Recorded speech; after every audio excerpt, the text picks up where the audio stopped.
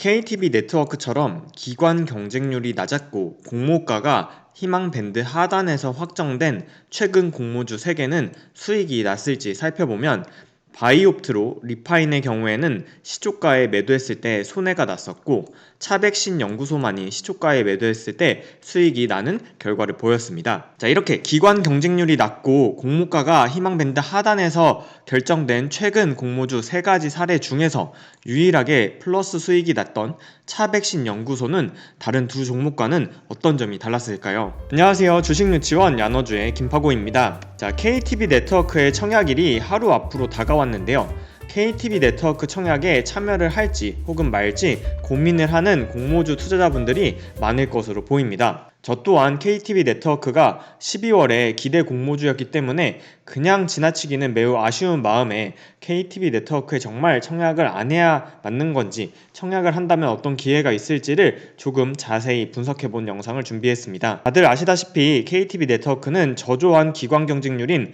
50대 1을 기록하면서 희망 공모가 밴드 하단에서 확정되었고, 당연히 의무 보유 확약도 낮은 저조한 수요 예측 결과를 보였는데요. 그럼에도 불구하고 KTB 네트워크가 공모가 하단에서 확정된 만큼 가격이 오히려 싸졌기 때문에 이러한 가격에서 수익의 기회를 볼 수 있지 않을까 하는 마음에 과거 사례를 분석해보면서 투자 기회를 찾아보는 영상입니다. 자, KTB 네트워크의 기관 경쟁률 50대 1은 분명히 청약 판단에 있어서 좋지 않은 시그널임이 분명합니다. 다만 저조한 경쟁률 결과와는 다르게 KTB 네트워크의 기관 수요 예측 당시에 가격 제시 상세 내역을 살펴보면 가격을 제시하지 않는 기관이 수량으로는 2%, 공모가 희망 밴드 상단을 초과한 기관이 수량으로는 45%, 그리고 공모가 희망 밴드 상단에 가격을 제시한 기관이 전체의 48%로 이 세 가지 수량을 합치면 공모가 상단 이상에서 가격을 제시한 기관이 무려 96%나 되었습니다. 따라서 공모가가 하단으로 결정되었다고 하더라도 이렇게 가격 제시를 했던 내용이 좋으면 주가가 좋지 않았을까 하는 가설을 세워보고 최근에 공모주 사례 3가지를 통해서 이를 확인해 보았습니다. KTB 네트워크처럼 기관 경쟁률이 낮았고 공모가가 밴드 하단에서 확정된 최근 공모주 바이옵트로, 리파인, 그리고 차백신 연구소의 가격 제시 비율과 실제 상장일날 주가의 흐름을 분석함으로 인해서 어떠한 결과가 나왔는지가 오늘 영상의 주된 내용인데요. 바이옵트로, 리파인, 차백신 연구소는 모두 기관 경쟁률이 200대 1 이하로 낮았고 공모가는 하단에서 확정되었으며 실제 상장일날 시초가에 매도했을 때 바이옵트로와 리파인은 손해를 보았고 차백신 연구소는 수익을 보았는데요.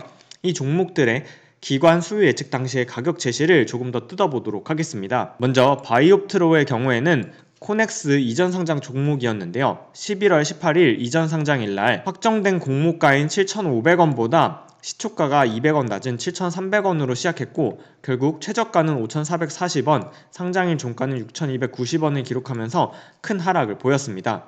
이러한 바이옵트로의 기관 수요 예측 당시 가격 제시 내역을 살펴보면 가격을 제시하지 않거나 밴드 상단을 초과해서 가격을 제시한 기관의 비율이 22%, 공모가 밴드 상단 이상까지 포함할 경우에는 밴드 상단 이상이 64%의 기관이 가격을 제시했는데도 상장일날 주가 흐름은 좋지 않았습니다. 두 번째 종목 10월 29일날 상장한 리파인의 경우를 살펴보면 리파인의 기관 수요 예측 당시의 가격 제시 내역은 가격을 제시하지 않았거나 공모가 상단을 초과해서 가격을 제시한 기관의 비율이 19%, 그리고 공모가 희망 밴드 상단에서 가격을 제시한 기관까지 포함할 경우에는 74%의 수량이 희망 밴드 상단에서 가격을 제시했었는데요. 상장일 날은 공모가 21,000원보다도 낮은 시초가 18,900원을 기록했고 이 시초가가 곧 상장일날 최고가였으며 줄곧 하락해서 상장일 종가는 최저가와 비슷한 14,300원으로 끝이 났습니다. 마지막으로 10월 22일에 상장한 차백신 연구소의 기관 수요 예측 당시의 가격 제시 내역을 살펴보면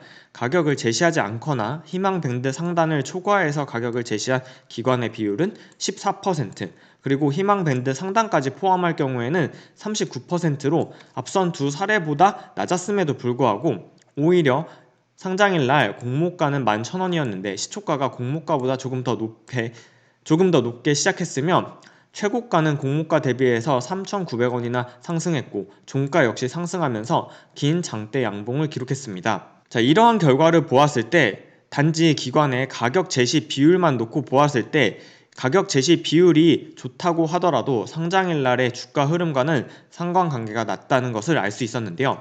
물론 세 가지 사례라서 그 사례가 적지만 최근 공모주인 만큼 참고해 볼 만하다고 생각합니다.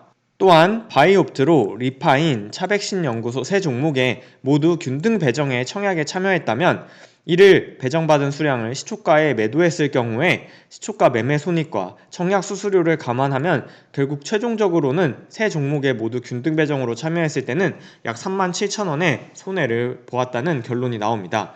즉 기관 경쟁률이 낮고 공모가 하단에서 확정된 최근 공모주 사례에서는 청약 수익이 매우 낮거나 오히려 손해를 볼 가능성이 높다는 결론이 나오죠. 다만 이러한 세 종목 중에서도 플러스가 났던 차백신 연구소가 나머지 두 종목과 어떤 점이 다를까를 생각해보면 상장일날 주가가 크게 하락했던 바이옵트로와 리파인의 경우에는 상장일날 시초가가 모두 공모가보다 낮은 상황이었는데요. 차백신 연구소만이 공모가보다 상장일날 시초가가 높게 시작했고 상장일 장중 최저가는 공모가와 비슷한 11,200원까지 하락했었지만 오히려 최고가가 14,900원으로 상승하면서 긴 양봉을 보였었죠. 즉 세 종목 모두 최고가와 최저가는 모두 대략 26%에서 25%로 맥시멈 드로우다운, 즉 최고가 대비 최저가의 변동폭이 25% 내외에 매우 큰 차이점이 있었지만 그 중에서 플러스 수익을 기록한 차백신 연구소는 상장일 시초가가 공모가보다 높다는 특징이 있었습니다. 만약 바이옵트로와 리파인의 상장일날 내가 단기적인 매매 차익을 노리고 단타를 노렸다면 주가가 지속적으로 하락하는 와중에 단타를 하게 된다면 손해를 봤을 확률이 매우 높았지만 차백신 연구소와 같이 상장일날 양봉으로 크게 움직이는 경우에는 단기적인 트레이딩을 통해서도 수익을 낼 수 있는 가능성이 높아지는데 그러한 방향성이 시초가가 공모가보다 높은지가 하나의 단초가 될 수 있지 않을까 하는 투자 아이디어가 있습니다.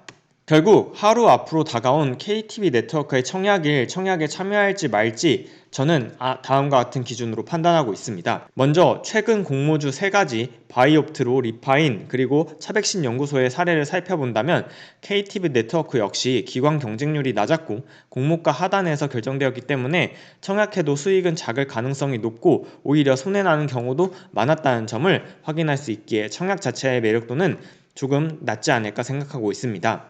다만 한 가지 투자 아이디어로 만약 상장일날 시초가가 공모가보다 높게 시작한다면 공모주의 상장일날 주가의 큰 변동폭을 이용해서 수익을 낼 수 있지 않을까 하는 투자 아이디어는 바라볼 수 있겠습니다. 오늘 영상은 특별히 주의사항을 길게 적었는데요. 만약에 이 방송을 보시고 나서 상장일 시초가가 공모가보다 높을 경우 투자하는 아이디어가 괜찮다고 나도 해볼까 라고 생각하시는 분들이 있다면 모든 투자 판단의 최종 책임은 투자자 본인에게 있으며 주식유치원 야너주가 방송에서 언급한 종목의 가격 상승이나 하락에 대해서 보장하지 않는다는 점 꼭 유의하시기 바랍니다. 여러분의 소중한 투자금을 본인의 판단으로 결정하시기 바랍니다. 자, 오늘 영상은 여기까지입니다. 오늘도 시청해주신 여러분 감사드리며 저 김파고는 다음 영상에서 다시 인사드릴게요.